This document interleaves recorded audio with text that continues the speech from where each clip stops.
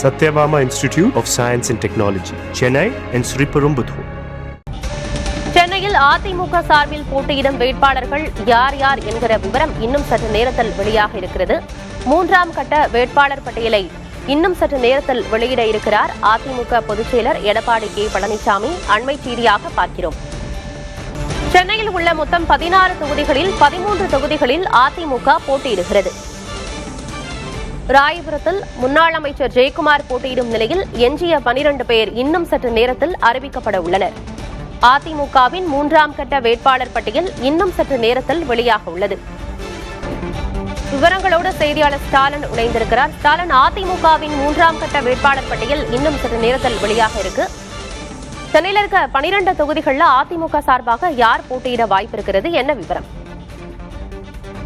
ஆனந்தி, அதிமுகவின் 3ஆம் கட்டம் இறுதிக்கட்ட வேட்பாளர் பட்டியலாகவே இருக்கும் என்றுதான் எதிர்பார்க்கப்படுகிறது. ஏன்னா மொத்தமே இன்னும் ஒரு 17 சட்டமன்ற தொகுதிகளுக்கான வேட்பாளர்கள் மட்டும்தான் அறிவிக்கப்பட வேண்டியது இருக்கிறது. அதனால இறுதிக்கட்டமாக மொத்தமாக அனைத்து தொகுதிகளுக்கும் அதிமுக சார்பில் வேட்பாளர்கள் அறிவிக்கப்படுவார்கள் என்ற ஒரு எதிர்பார்ப்பு இருக்கிறது.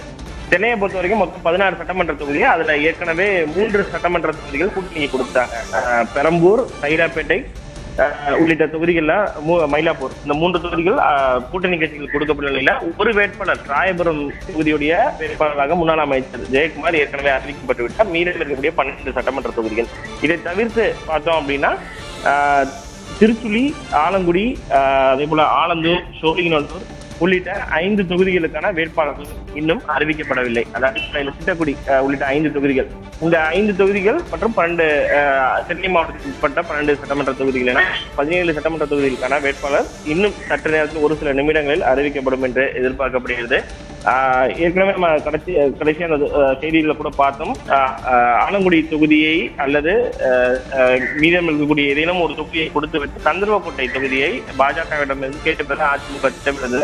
அந்த அடிப்படையில் தான் முன்னாள் அமைச்சர் விஜயபாஸ்கர் எடப்பாடி பழனிசாமி சந்தித்து பேசியிருந்தார். ஏதேனும் முடிவு எடுக்கப்பட்டதா, அதற்கான அது தொடர்பான அறிவிப்பும் இதிலேயே இடம்பெறுமா என்பதை நாம் பொறுத்திருந்து பார்க்க வேண்டியது. இன்னும் ஒரு சில நிமிடங்களில் இந்த வேட்பாளர் பட்டியல் 3ஆம் கட்ட வேட்பாளர் பட்டியலை அதிமுக தலைமை வெளியிட இருக்கிறது. தகவல்களுக்கு நன்றி Stalin. Satyabama Institute of Science and Technology, Chennai and Sriperumbudur.